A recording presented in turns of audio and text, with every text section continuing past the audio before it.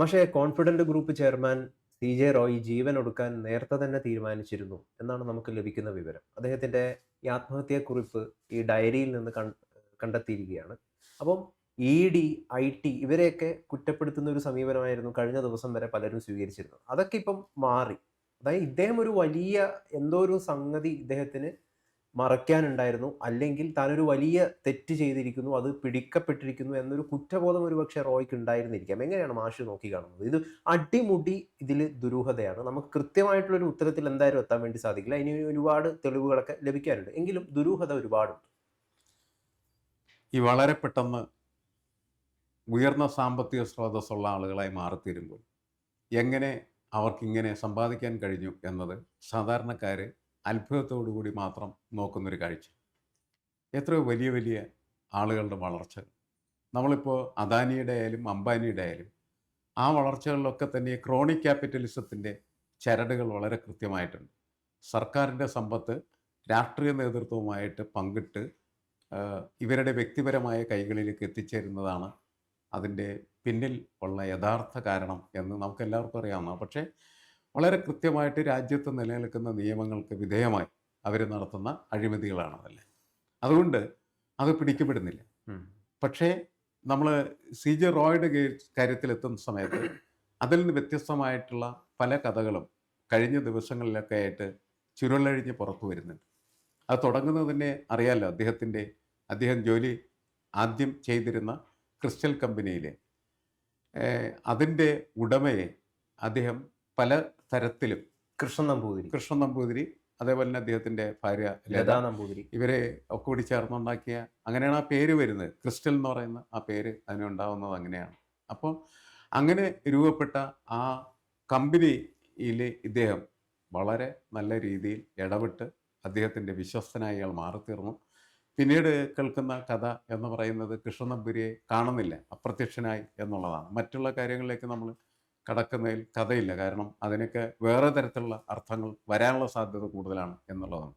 എന്തായാലും അവിടെ ഉള്ള അദ്ദേഹത്തിൻ്റെ ആ കമ്പനി കീഴടക്കലും അതിൻ്റെ സമ്പത്തൊക്കെ അദ്ദേഹത്തിൻ്റെ കൈകളിൽ എത്തിച്ചേർന്നത് അത്ര ലളിതമായിട്ടുള്ള പ്രക്രിയകളിലല്ല എന്ന് നമുക്കെല്ലാവർക്കും മനസ്സിലായൊരു കാര്യമാണ്.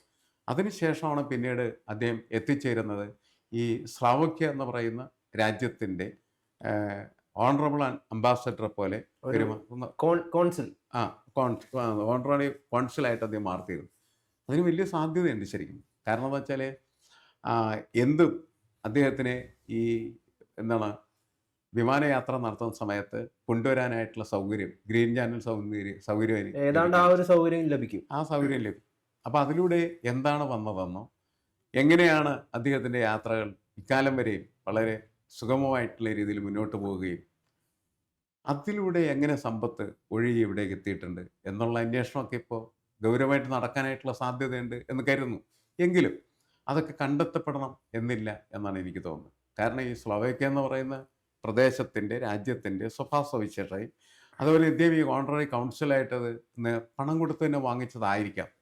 പണം കൊടുത്ത് വാങ്ങിച്ചതാണ്. എന്തിനാണ് അതങ്ങനെ വാങ്ങിക്കുന്നത് എന്ന ചോദ്യം ഉണ്ടല്ലോ ശരിക്കും. അതും ആ രാജ്യത്തെ അതങ്ങനെ ചെയ്യാൻ കാരണം നേരത്തെ നമ്മൾ സൂചിപ്പിച്ച തരത്തിൽ വലിയ കള്ളക്കടത്ത് നടത്തുന്നതിനുള്ള സൗകര്യങ്ങൾക്ക് വേണ്ടിയിട്ടാകാം എന്നത് ഇവർ ഇപ്പോൾ ഈ നമ്മുടെ ഇൻകം ടാക്സ് ഉദ്യോഗസ്ഥന്മാരും മറ്റുമൊക്കെ പറയുകയോ സ്വകാര്യമായിട്ട് ചർച്ചയോ ചെയ്യുന്നൊരു വിഷയമായിട്ട് മാറിയിട്ടുണ്ട് എന്നുള്ളതാണ്.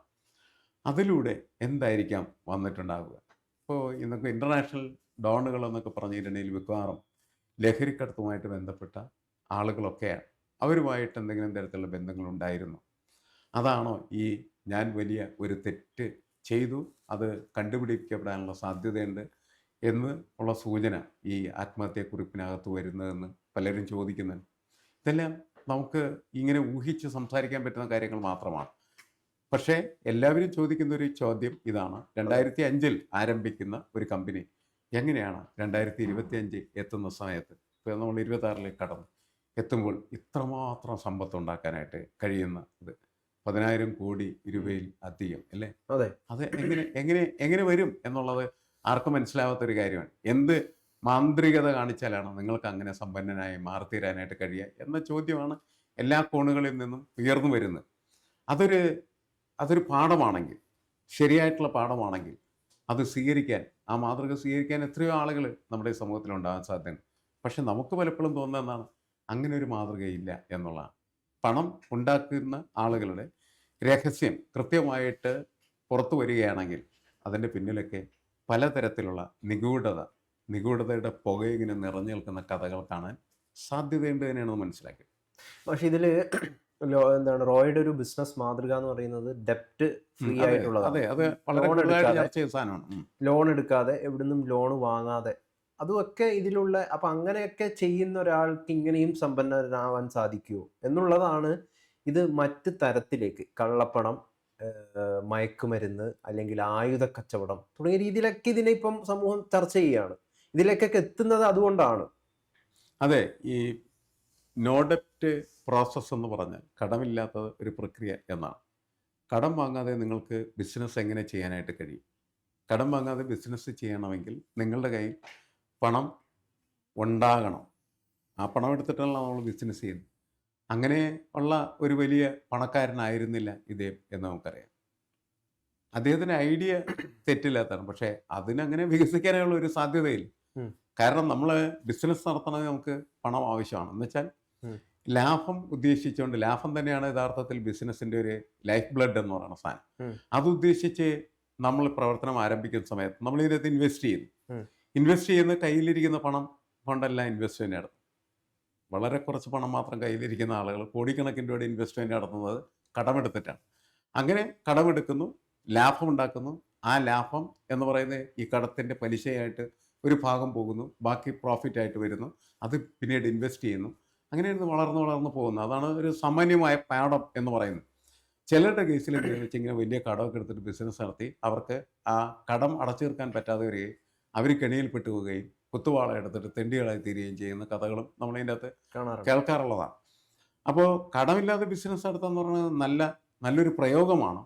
പക്ഷേ അതിൻ്റെ ബിസിനസ് പോസിബിലിറ്റീസ് എന്ന് പറയുന്നതിൻ്റെ ഇടയിൽ കാര്യമായിട്ടില്ല എന്നാണ് നമ്മൾ മനസ്സിലാക്കുന്നത്. അല്ല, പുറത്ത് നമുക്കങ്ങനെ പറഞ്ഞുകൊണ്ട് ഒരു ഇമേജ് ബിൽഡ് ചെയ്യാം, ആളുകളെ ഭയങ്കര അതിശയിപ്പിക്കുക എന്നൊക്കെ അല്ലാതെ അതിൻ്റെ ഉള്ളിൽ ഒരുപാട് ടെൻഷൻ ഇവർ അനുഭവിക്കുന്നുണ്ട് എന്നുള്ളതാണ്. എന്തെങ്കിലും തരത്തിലുള്ള രാജ്യവിരുദ്ധ പ്രവർത്തനത്തിൽ ഇപ്പം ഫെമയൊക്കെ ചുമത്തപ്പെടുകയാണെങ്കിൽ ജാമ്യം പോലും കിട്ടാത്ത ഇതാണ്, അകത്ത് കിടക്കേണ്ടി വരുന്നുള്ളതാണ്. അപ്പം അങ്ങനെയുള്ള എന്തെങ്കിലും രാജ്യവിരുദ്ധ പ്രവർത്തനത്തിലൊക്കെ ഇടപെടാനുള്ള സാധ്യതയുണ്ടോ? അല്ലെങ്കിൽ എന്തിനാണ് അല്ല, അതായത് നമ്മളെ പല ആളുകളും ഒക്കെ ആയിട്ട് ഇതിനെ കുറിച്ച് സംസാരിക്കുന്ന സമയത്ത് അവരെല്ലാം പറയുന്നത് അത്തരത്തിലുള്ള എന്തെങ്കിലും കടുത്ത നടപടികൾ ഈ IT ഇൻകം ടാക്സ് ഉദ്യോഗസ്ഥരുടെ ഭാഗത്തു നിന്ന് ഉണ്ടാകാൻ സാധ്യതയുണ്ട് എന്ന് കണ്ടിട്ടായിരിക്കണം അദ്ദേഹം എന്ത് ചെയ്ത് ഇങ്ങനെ ചെയ്തിരിക്കുന്നതെന്ന് പറയാം. കാരണം ഇദ്ദേഹത്തിൻ്റെ എല്ലാ രേഖകളും ഒരു ലോക്കറിൽ അടച്ചുപൂട്ടി വെച്ചിട്ട് ഇദ്ദേഹത്തെ ദുബായിൽ നിന്ന് വിളിച്ചു വരുത്തുകയാണ് ചെയ്തത്. ഉം. അപ്പോൾ അത് തുറന്നു കഴിയുമ്പോൾ ഇത്തരം പ്രശ്നങ്ങൾ ഉണ്ടാകാനുള്ള സാധ്യത ഉണ്ട് എന്ന് തന്നെയാണ് പലരും വിലയിരുത്തുന്നത്. പക്ഷേ ഇതിൻ്റെ പ്രശ്നം എന്താണെന്ന് വെച്ചാൽ നമ്മളിനി ഇതിനെക്കുറിച്ചൊന്നും അറിയില്ല. അതെ, നമ്മളിനിയൊന്നും അറിയില്ല. കാരണം ഈ ചർച്ചകളൊക്കെ കഴിഞ്ഞ് ഇതൊക്കെ അവസാനിച്ച് പോയി കഴിഞ്ഞാൽ നമ്മൾ കരുതുന്നത് എന്താണ്? IT ഉദ്യോഗസ്ഥർ ഇതെല്ലാം തുറന്ന് പരിശോധിച്ച് ഈ കാര്യങ്ങളൊക്കെ നാട്ടുകാരെ അറിയിക്കുന്നു. അങ്ങനെ ആരും അറിയിക്കില്ല, ഉം. ഒരിക്കലും അറിയില്ല. ഉം. അപ്പോൾ ഇത് ഒരിക്കലും അറിയാത്ത ഒരു കടുങ്കഥയായിട്ട് നിലനിൽക്കുന്നു എന്നുള്ളത് കൊണ്ട് കുറച്ച് ദിവസം കൂടിയൊക്കെ ഈ സോഷ്യൽ മീഡിയയിൽ അതിൽ പങ്കെടുക്കുന്ന വ്യക്തികളുടെ അവരുടെ ഇമാജിനേഷൻസ് അനുസരിച്ച് പല കാര്യങ്ങളൊക്കെ അവർ സംസാരിക്കും എന്നതിനപ്പുറം ഇതിൻ്റെ രഹസ്യം അറിയാം എന്ന് കരുതി ആളുകൾ കാത്തിരിക്കുന്നതിൽ അർത്ഥമില്ല എന്നാണ് എനിക്ക് തോന്നുന്നത്. കാരണം അതൊരിക്കലും പറയാൻ സാധ്യതയില്ല. ഇതിലിപ്പോൾ ഒരാൾ സോഷ്യൽ മീഡിയയിൽ കുറിക്കുകയാണ്, പണം മാത്രം പോരാ സമാധാനം വേണമെന്ന് മനസ്സിലാക്കി തന്നൊരു മരണം. ഈ ഒരു മരണം വേണോ അത് മനസ്സിലാക്കാനായിട്ട്? അതിൻ്റെ ആവശ്യമില്ലല്ലോ. കാരണം എന്ന് വെച്ചാൽ എല്ലാവർക്കും അറിയാവുന്ന ഒരു കാര്യമാണ് ഈ മനുഷ്യൻ്റെ ജീവിതം എന്താണ്. മനുഷ്യൻ്റെ ജീവിതം എന്ന് പറയുന്നത് കുറേ പണമുണ്ടാക്കൽ മാത്രമല്ല. നമ്മൾ ജീവിതത്തെ അനലൈസ് ചെയ്യുന്ന സമയത്ത് നമുക്ക് ഒരുപാട് സാധ്യതകൾ, നമ്മളുടെ ഒരുപാട് പ്രശ്നങ്ങളുണ്ട്. ഇപ്പോൾ മനുഷ്യൻ്റെ എന്താണ് അവൻ്റെ ബേസിക് നീഡ്സ് ആണല്ലോ. ബേസിക് നീഡ്സ് എന്ന് പറയുന്നത് നമ്മുടെ എന്താണ്, ആദ്യം നമ്മുടെ വിശപ്പ് മാറണം, പിന്നെ നമുക്ക് വസ്ത്രങ്ങൾ വേണം, പിന്നെ നമുക്ക് പാർപ്പിടം വേണം. അതാണ് ബേസിക് നീഡ്സ്. അതെ, അത് കഴിഞ്ഞതിന് ശേഷമാണ് പിന്നീട് നമ്മൾ ഓരോരോ അംഗീകാരം നേടിയെടുക്കാനായിട്ട് ശ്രമിക്കും.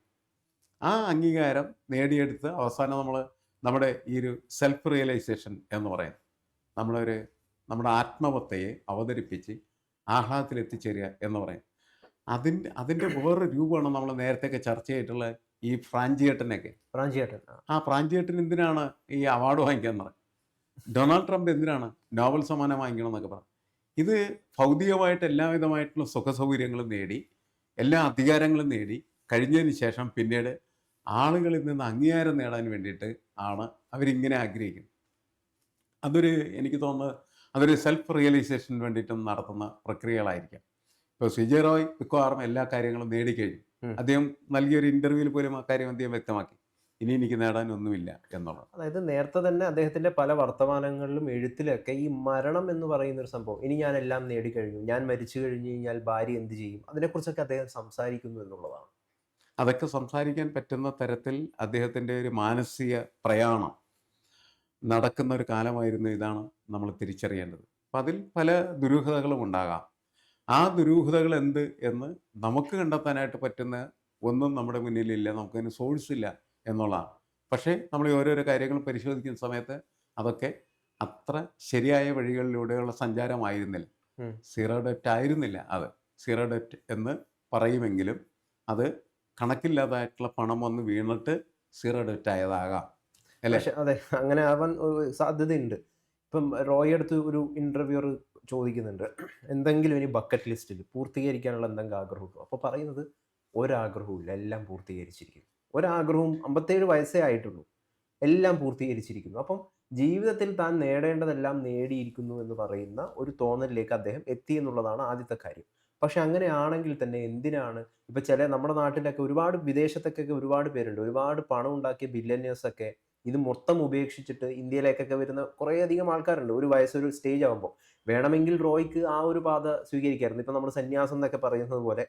പക്ഷെ ഇയാൾ സ്വയം ഞാൻ മരണപ്പെടേണ്ട ആളല്ല, കൊല്ലപ്പെടേണ്ട ആളാണെന്ന് റോയ് തന്നെ തീരുമാനിക്കുന്നു എന്ന് പറയുന്നതാണ്. അതിൻ്റെ പിന്നിൽ താൻ എന്തോ വലിയ തെറ്റ് ചെയ്തിരിക്കുന്നു, അങ്ങനെയുള്ളൊരു കുറ്റബോധം അദ്ദേഹം വല്ലാതെ മതിക്കുന്നുണ്ടായിരുന്നു. നേരത്തെ ഇപ്പോൾ ഗൗതം സംസാരിച്ചു വന്ന വിഷയം ഒരു ഫിലോസഫിക്കൽ ക്വസ്റ്റ്യൻ ആണല്ലോ ശരിക്കും. ഞാൻ ജീവിതത്തിലെല്ലാം നേടിക്കഴിഞ്ഞു, ഇനി എന്തിനു ജീവിക്കണം എന്നുള്ള എം മുകുന്ദൻ്റെ ഒരു കഥയുണ്ട്. ഞാനിപ്പോൾ പെട്ടെന്ന് പറഞ്ഞു, 5.5 വയസ്സുള്ള കുട്ടി എന്ന് പറഞ്ഞു.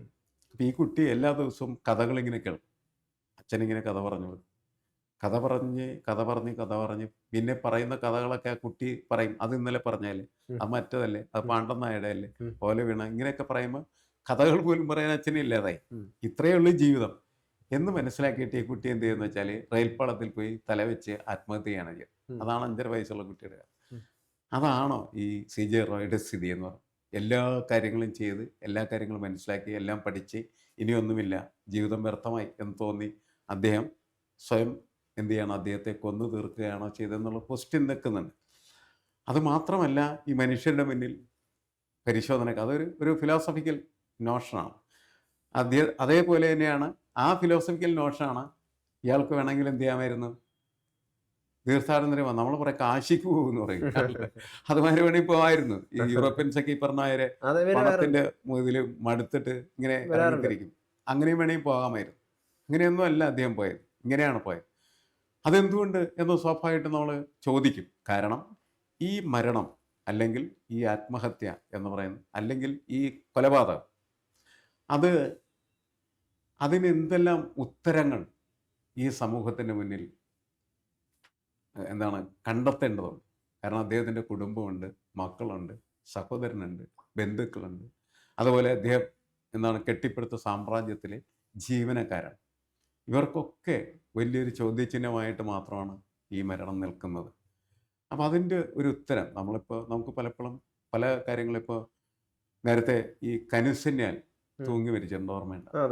അതെ, നമുക്ക് തോന്നുന്നു എന്തിന് അതൊരു പ്രശ്നമാണ്. കാരണം അദ്ദേഹം ലോകത്തെ മാറ്റുന്നതിന് വേണ്ടി, വിപ്ലവം നടത്തുന്നതിന് വേണ്ടിയിട്ടൊക്കെ ഇറങ്ങിത്തിരിച്ചിട്ട് അവസാനം ഇതിൻ്റെ അർത്ഥശൂന്യതൊക്കെ മനസ്സിലാക്കിയിട്ട് ഇങ്ങനെ തൻ്റെ എല്ലാം കഴിഞ്ഞു. കാരണം തനിക്കിനി ജീവിക്കാൻ പറ്റാത്ത അത്രമാത്രം മോശമായ ആരോഗ്യാവസ്ഥയിലെത്തുമ്പോഴാണ് അത് ചെയ്തത്. സിജെ റോയിയുടെ അങ്ങനെയല്ലല്ലോ, അയാൾ പൂർണ്ണ ആരോഗ്യവാനാണ്, ആഹ്ലാദവാനമാണ്. എല്ലാ കാര്യങ്ങളിലും അയാൾക്ക് ഇപ്പോഴും തൻ്റെ ആധിപത്യം പുലർത്തി ജീവിക്കാൻ കഴിയുന്നതായിട്ടുള്ള സൗകര്യങ്ങളും സാഹചര്യങ്ങളും നിലനിൽക്കും.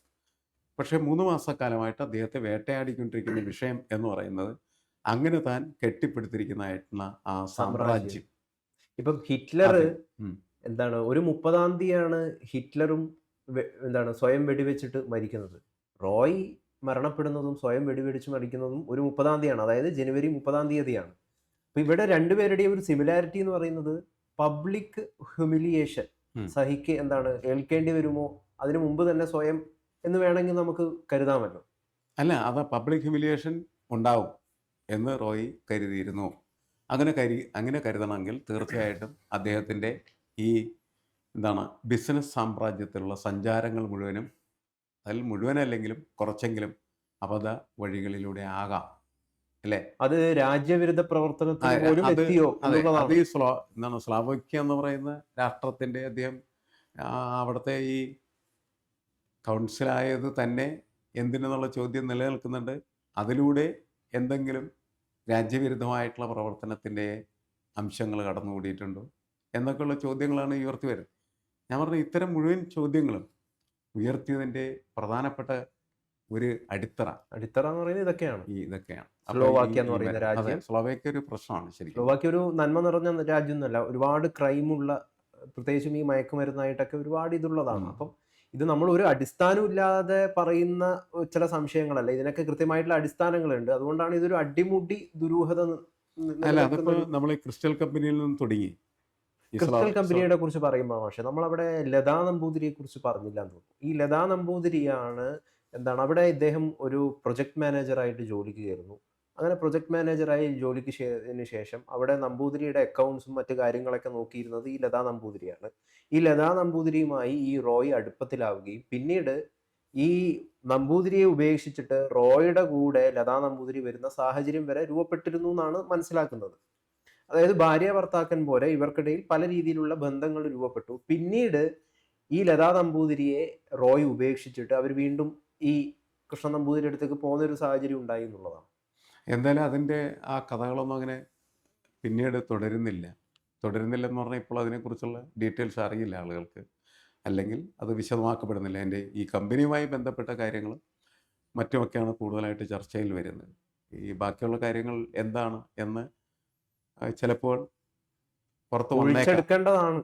അതെ, അത് കാരണം ഇങ്ങനെയൊക്കെ ചർച്ച ചെയ്യുന്ന ആളുകൾ തീർച്ചയായിട്ടും അതും കൂടി ചോദിക്കുന്നിടത്ത് പുറത്തു കൊണ്ടുവരുന്നത് നല്ലതായിരിക്കും എന്നാണ് എനിക്ക് തോന്നുന്നത്. എന്തായാലും ഇത് ഒരുപാട് ചർച്ചകൾക്കും ഒരുപാട് ഇമാജിനേഷൻസിനും അതെ, ഇമാജിനേഷൻസ് അതാണ്. അതിന് കാരണമായ ഒന്നായി ഈ മരണം മാറിക്കഴിഞ്ഞിരിക്കുന്നതാണ്. മരണം മാത്രമല്ല, ആ മരണത്തിൻ്റെ പിന്നിലുള്ള ഈ വ്യവസായ സാമ്രാജ്യത്തിൻ്റെ വളർച്ചയും വികാസവും ഒക്കെ എന്തെല്ലാം നിഗൂഢതകൾ അതിൻ്റെ പിന്നിലുണ്ട് എന്നുള്ളത് അറിയില്ല. നമ്മൾക്കിപ്പോൾ ഇപ്പോൾ ജോർജ് മുത്തൂറ്റ് 8-ാം നിലയിൽ നിന്ന് കണ്ടും ചാടിയൊക്കെ ചത്ത എന്തുകൊണ്ടെന്ന് നമുക്കിപ്പോൾ അറിയില്ല. അതുപോലെ കപ്പൽ മുതലാളി എന്തുകൊണ്ടാണ് അങ്ങനെ ആത്മഹത്യ എന്ന് പറയും. ഇങ്ങനെ ഈ ആത്മഹത്യകളുണ്ടല്ലോ, ഈ വലിയ സമ്പന്നരുടെ ആത്മഹത്യകൾ, അതിൻ്റെ പിന്നിലുള്ള കഥകൾ ഒന്നും യഥാർത്ഥത്തിൽ കൃത്യമായ രീതിയിൽ പുറത്തു വരാനുള്ളൊരു സാധ്യത വളരെ കുറവാണ്. പക്ഷേ ഇതിൽ നമുക്ക് നമ്മുടെ അന്വേഷണ ഉദ്യോഗസ്ഥരെ വിശ്വസിക്കാം. അവർ ആത്യന്തികമായിട്ട് അവരാണ് യഥാർത്ഥ സത്യം കൊണ്ടുവരേണ്ടത്. അല്ല, അവരിത് കൃത്യമായിട്ട് പറഞ്ഞാൽ അത് സമൂഹത്തെ സംബന്ധിച്ചിടത്തോളം അവരുടെ ഈ അനുമാന ഭ്രാന്തിൽ നിന്ന് അവരെ സംരക്ഷിക്കാനായിട്ട് സഹായിക്കുന്ന ഒരു കാര്യമായിരിക്കും. അല്ലെങ്കിൽ ഇങ്ങനെ ഓരോ അനുമാനങ്ങളിങ്ങനെ വന്നുകൊണ്ടേയിരിക്കും.